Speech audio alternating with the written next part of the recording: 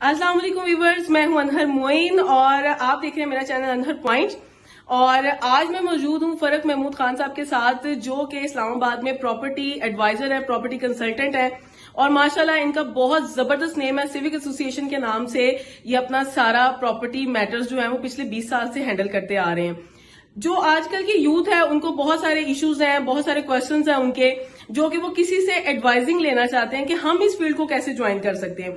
लेकिन उससे पहले हम कुछ इंट्रोडक्शन इनसे लेते हैं कि ये इस फील्ड में कैसे आए और इस फील्ड में किस हद तक आना बेनिफिशियल हो सकता है फ्यूचर के लिए। अस्सलाम वालेकुम सर। जी वालेकुम अस्सलाम। कैसे हैं आप? ठीक है बिल्कुल ठीक सर। सबसे पहले तो सो मच थैंक्स कि आपने आज टाइम दिया हमें, क्योंकि आजकल जो टाइम अपना किसी के साथ शेयर करना सबसे बड़ी बात होती है। और मेन चीज ये है कि मैं आपसे फर्स्ट ऑफ ऑल ये क्वेश्चन करना चाहती हूँ, जब आप इस फील्ड में आए तो आपके माइंड में क्या था?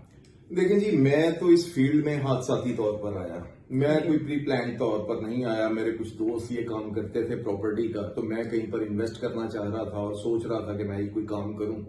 मेरा जो बेसिकली ज़हन था वो ये था कि मैं छोटी मोटी कोई इंडस्ट्री लगाऊं या कोई ऐसा काम करूं जो प्रोडक्शन कोई होनी चाहिए। लेकिन आपको पता है हमारे मुल्क में शुरू से एनर्जी क्राइसिस है बहुत ज्यादा, तो वो हालात नहीं बन रहे थे कि मैं कोई इंडस्ट्री लगाऊं। तो मैंने जब इसमें कुछ इन्वेस्ट किया और उसको मैंने अपने तरीके से चलाया तो मुझे बहुत ज्यादा हुआ। जब मुझे मैरिफिट हुआ तो मैंने फिर इसको बहुत ज्यादा रीड किया। मैंने इसको पढ़ा कि यार ये साइंस क्या है, ये क्या रॉकेट साइंस है जिसकी वजह से जो है इसमें इंसान तरक्की कर सकता है। तो अल्हम्दुलिल्लाह ये बेसिकली तो एक्सपीरियंस के साथ सारी चीजें आती हैं। तो एक तो 20 साल हो गए इसको काम करते हुए।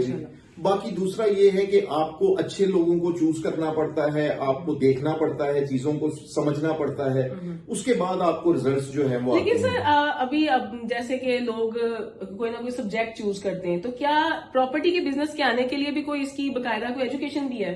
देखिए हमारे मुल्क में तो ऐसा कुछ नहीं है, एजुकेशन कुछ नहीं है। लेकिन जो नए आने वाले लोग हैं, प्रॉपर्टी के बिजनेस में आने वाले लोग हैं, उनको मैं चंद टिप्स जरूर दूंगा आपके चैनल के तो से। आप बहुत अच्छे से मुझसे टाइम मांग रही हैं। एक्चुअली ना लोगों के अंदर ना कंफ्यूजन बहुत ज्यादा है, स्पेशली जो रियल एस्टेट का एक सिस्टम आता जा रहा है। इसमें बहुत सारे मेरे अपने फ्रेंड्स हैं, अक्सर उन्होंने स्टेटस लगाया होता है जी रियल एस्टेट से हम कमा रहे हैं। ये क्या है? देखिए रियल एस्टेट बेसिकली में क्या है? रियल एस्टेट हमारे मुल्क में अभी तक जो है वो घरों की तकरीबन कोई 12-13 मिलियन घरों की कमी है, बिल्कुल, जो जेन्युइनली हमें चाहिए।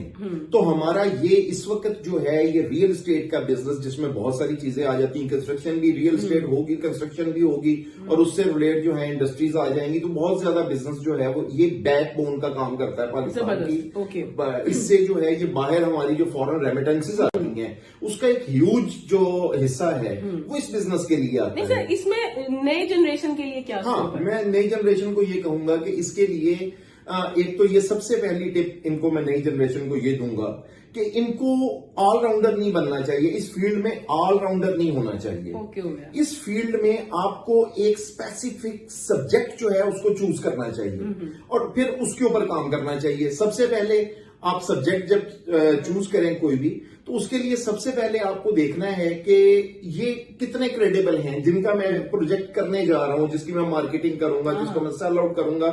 ये कितने जो है इनकी क्रेडिबिलिटी कितनी है, बैक पे इन्होंने कितना काम कर लिया, वो देखें। वो एक चौथे नंबर पर चीज आ जाती है कि उनकी डिलीवरी क्या है। सबसे पहले तो आपने ये देखना है कि क्या इनकी क्रेडिबिलिटी अपनी है कि ये कोई प्रोजेक्ट जो है वो कर सकते हैं। दूसरे नंबर के ऊपर जो चीज आती है वो ये कि आपने हमेशा ये चेक करना है कि जिसके लिए आप काम कर रहे हैं क्या उनके पास अप्रूवल्स हैं।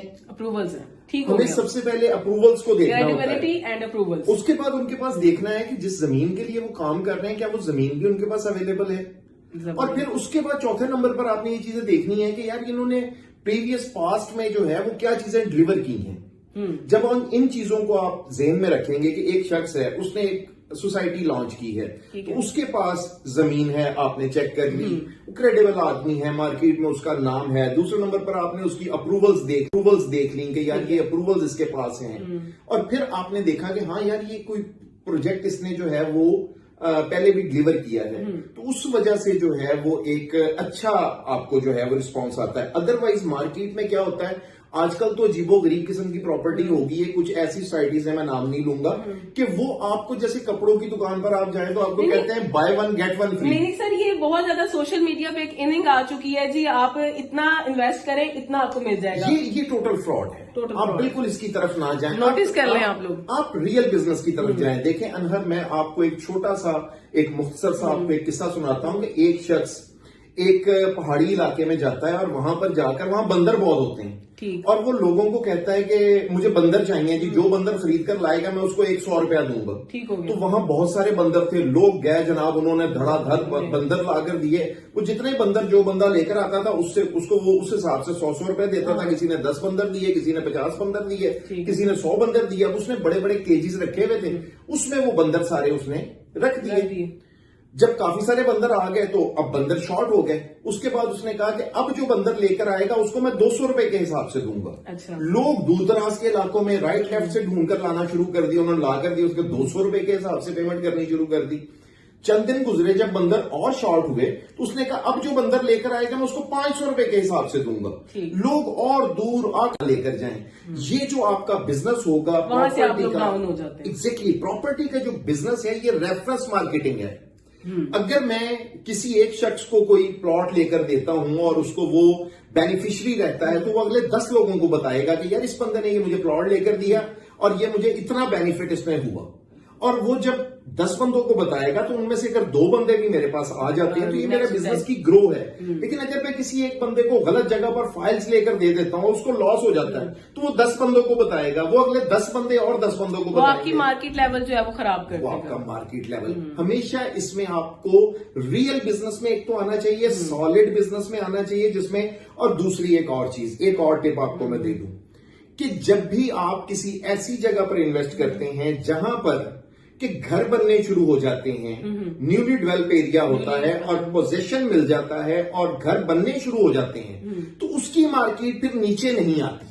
جیسے جیسے آبادی بڑھتی ہے وہ مارکیٹ اوپر ہی جاتی ہے, وہ نیچے نہیں آتی.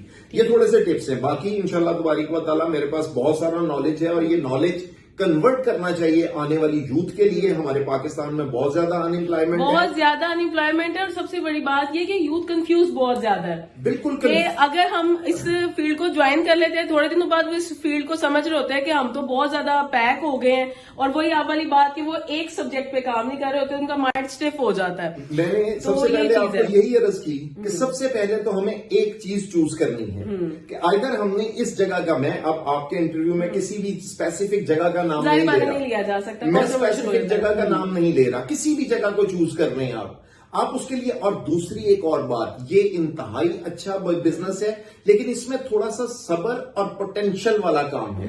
اگر آپ میں پوٹینشل, اچھا مجھے جسٹ میرا لاسٹ کوشچن ہے آپ کے ساتھ, گرلز کا اسکوپ ہے اس میں؟ ایگزیکٹلی, آج کل تو بہت زیادہ ہے جی, آج کل تو بہت زیادہ گرلز کا اسکوپ ہے اس میں.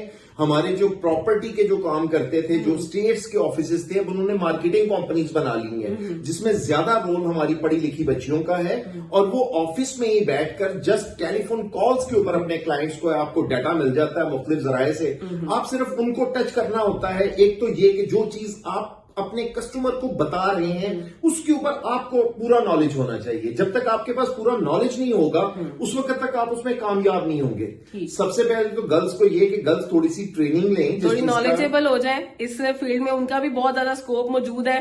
اور ماشاءاللہ ان کے ساتھ بات کر کے ایک سیٹسفیکشن فیل ہو رہی ہے کہ واقعی یہ ایک ایسا بزنس ہے جس میں آپ کانفیڈینٹلی آ سکتے ہیں, لیکن اس کے ساتھ ساتھ آپ کو بہت زیادہ چیزوں میں اپنے آپ کو بیسٹ بھی کرنا ہوگا. مزید جو آپ ان سے نالج لینا چاہیں, مزید جو ان کے ساتھ بات کرنا چاہیں, تو میں نے ان کو سجیسٹ کیا ہے, تو ان کا اپنا چینل لانچ ہو رہا ہے بہت جلدی, پراپرٹی ڈیرا کے نام سے. اس کا لنک آپ کو میرے چینل پہ مل جائے گا, میرے فیس بک پیج پہ بھی مل جائے گا, تو آپ انہر پوائنٹ سے, انہر موئن سے سرچ کر سکتے ہیں.